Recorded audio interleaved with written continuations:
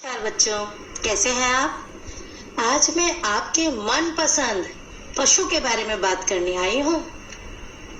कौन सा ऐसा जानवर है जिसे आपको देखना बहुत पसंद है और उसकी चाल बहुत ही मतवाली होती है और उसकी सवारी करना भी खुशकिस्मत लोगों को ही केवल नसीब होती है और उसका शरीर इतना भारी भरकम कि जंगल का राजा शेर भी उससे लड़ने से डरे। और इस जानवर में इतना बल होता है कि एक पेड़ को तो वो चुटकियों में अपनी सूंड से उखाड़ दे। अब तो आप पक्का ही समझ गए होंगे कि हम आज कौन से जानवर की बात कर रहे हैं। बिल्कुल ठीक, हाथी। सही पहचाना बच्चों आपने। आज हम हिंदी पुस्तक का पाठ 22 हाथी चल्लम चल्लम चल्लम पढ़ेंगे, जिसमें बच्चों की हाथी की सवारी का दृश्य बताया है कि बच्चे किस प्रकार जब हाथी की सवारी करते हैं तो उनके मन में कैसा उत्साह और कैसा आनंद पैदा होता है। तो चलिए पढ़िए। तो बोलिए मेरे साथ।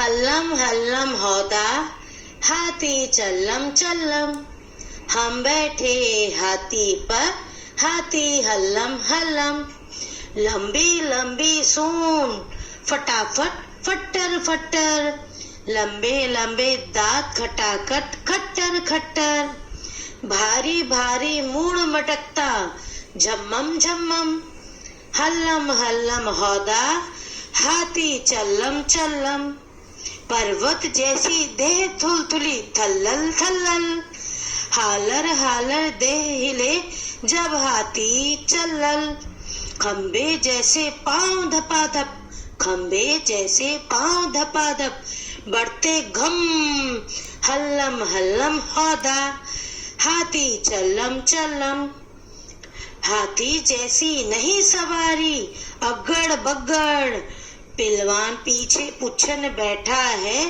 बांधे पगड़, बैठे बच्चे बीच सभी हम डग्गम डग्गम, हल्लम हल्लम हौदा हाथी चल्लम चल्लम, दिन भर घूमेंगे हाथी पर हल्लर हल्लर, हाथी दादा जरा नाच दो थल्लर थल्लर, अरे नहीं हम गिर जाएंगे गम गम, हल्लम हल्लम हौदा हाथी चल्लम चल्लम। तो देखा है ना, एकदम मस्त मदमस्त कविता हाथी की चाल की तरह। चलिए अब इसका अर्थ जाने। तो देखिए, इस कविता में कवि कह रहे हैं, क्या कह रहे हैं, हम दोबारा दो पंक्तियां पढ़ते हैं। हल्लम हल्लम हौदा हाथी चल्लम चल्लम, हम बैठे हाथी पर हाथी हल्लम हल्लम। इन पंक्तियों में कवि कह रहे हैं जो हाथी का हौदा है, हाथी का हौदा क्या होता है, अर्थात हाथी की पीठ पर जो बैठने हेतु आसन बना रहता है, जो सीट बनी होती है जिस पर हम लोग बैठते हैं, वो हल्लम हल्लम हिल रहा है और हाथी भी हल हल यानी हिल हिल कर चल रहा है और उसके साथ साथ हम भी हिल हिल कर चल रहे हैं।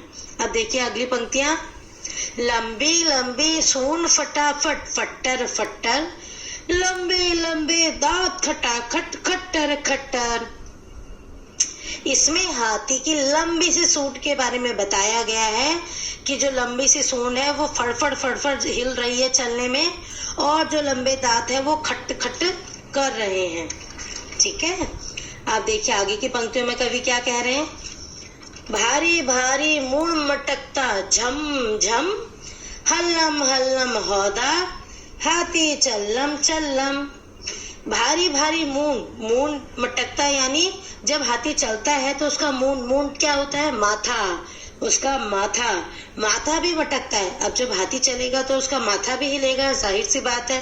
तो उसी को कवि ने अपने शब्दों में लिखा है मटकना, कि उसका मूंड मटकता है। और कैसे वो सिर मटकाते हुए, अपना माथा मटकाते हुए चलता है, झम झम करके मस्ती में हिलता है और हल्लम हल्लम हिल हिल कर चलता है। अब अगली पंक्तियां देखिए। पर्वत जैसी देह थुलथुली थल्लल थल्लल, हालर हालर देह हिले जब हाथी चलल। इन पंक्तियों में देखिए हाथी के शरीर के बारे में बताया है कि वह पर्वत जैसा विशाल है और उनका शरीर थुलथुला है। जो हाथी है उसका शरीर थुलथुला है।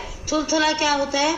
जब किसी का शरीर मोटा होता है तो उसमें खाल बहुत ज्यादा होती है और मोटापे के कारण वो थलथल थलथल हिलती है। तो यहाँ पर थुलथुला यानी मोटा हिलने वाली खाल को थुलथुला बोला गया है। तो हाथी का शरीर थुलथुला है जो चलने पर हिलता है जब हाथी चलता है। तो चलिए आगे देखिए। खंबे जैसे पांव धपाधप बढ़ते घम, हल्लम हल्लम हौदा, हाथी चल्लम चल्लम। इन पंक्तियों में देखिए हाथी के पांव के बारे में बताया गया है कि हाथी के पांव खंबे की तरह बड़े हैं। जब वह चलता है तो उसके खंबे जैसे पांव धपाधप धपाधप चलते हैं और घम आवाज करते हैं। ठीक है, चलिए अब अगली पंक्तियां पढ़ते हैं। हाथी जैसी नहीं सवारी अगड़ बगड़, पीलवान पुच्छन बैठा है बांधे पगड़। इन पंक्तियों में कवि कहते हैं कि हाथी जैसे सवारी का मजा ना कभी पहले कभी था और ना ही आगे यानी आने वाले समय में होगा। यानी हाथी की सवारी अपने आप में खास होती है। और जो इसका पीलवान है, पीलवान कौन होता है?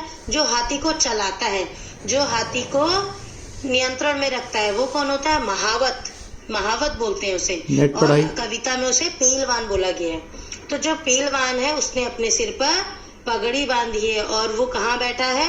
पीछे, हाथी की पीठ पर पीछे बैठा हुआ है। फिर देखिए अगली पंक्तियां क्या है। नेट पढ़ाई। बैठे बच्चे बीच सभी हम, डग्गम डग्गम, हल्लम हल्लम हौदा, हाथी चल्लम चल्लम। देखिए इन पंक्तियों में कवि कहते हैं कि हम सब बच्चे हाथी की पीठ पर बीच में बैठे हैं और हाथी हल्लम हल्लम हमारा आसन हिलाता हुआ चल रहा है। अब हाथी चलेगा तो उसका आसन भी हिलेगा क्योंकि वो मदमस्त चाल में चलता है, भारी भरकम शरीर है तो पूरा शरीर उसका हिलता है, तो आसन भी हिलता है ना। तो चलिए अब आगे की पंक्तियों में देखें। दिन भर घूमेंगे हाथी पर हल्लर हल्लर, हाथी दादा जरा नाच दो थल्लर थल्लर। इन पंक्तियों में कवि कह रहे हैं कि अब हम दिन भर हाथी पर बैठकर घूमेंगे। और कुछ बच्चे बोलते हैं हाथी दादा जरा हमें थल्लर थल्लर यानी थिरक कर नाच कर भी दिखा दो ताकि हमें और मजा आ जाए। फिर अगली पंक्तियां देखिए। अरे नहीं हम गिर जाएंगे घम घम, हल्लम हल्लम हौदा, हाथी चल्लम चल्लम। इन पंक्तियों में बच्चे कहते हैं अरे नहीं, अगर हाथी नाचने लगा तो हम इसकी पीठ से गम करके नीचे गिर जाएंगे, इसलिए केवल हिल हिल कर हाथी चल चला चल, नाचना नहीं है, केवल हिल हिल कर अपनी चाल में हाथी चलता रहे, चल चला चल। तो ये था बेटा कविता का सार। तो बच्चों कैसी लगी आपको हाथी की सवारी? मजा आया ना? चलिए अब इसका अभ्यास कार्य देखिए। तो खोलिए पृष्ठ संख्या 114। इसमें आपको हाथी आपका साथी है कि नहीं ये बताना है। मतलब आप हाथी को कितना जानते हैं और उसके अंगों की आपको कितनी जानकारी है यह बताना है। तो चलिए हाथी के अंगों के नाम दिए गए हैं। एक आयताकार बॉक्स आपको दिया गया है, आपको उस आयताकार बक्से में इन अंगों के नाम लिखने हैं। आया समझ में? फिर अगला प्रश्न देखिए। कौन कैसा? कविता पढ़कर आपको बताना है और लिखना है। और अब आते हैं रचनात्मक क्रियाकलाप पर। क्या है रचनात्मक क्रियाकलाप? आपको हाथी का चित्र बनाना है और उस पर कुछ वाक्य लिखने हैं। और कभी आपको मौका मिले तो हाथी की सवारी अवश्य कीजिएगा और अपना अनुभव शब्दों में लिखिएगा। आज के लिए बस इतना ही, फिर मिलेंगे अगले पाठ के साथ। धन्यवाद। नेट पढ़ाई।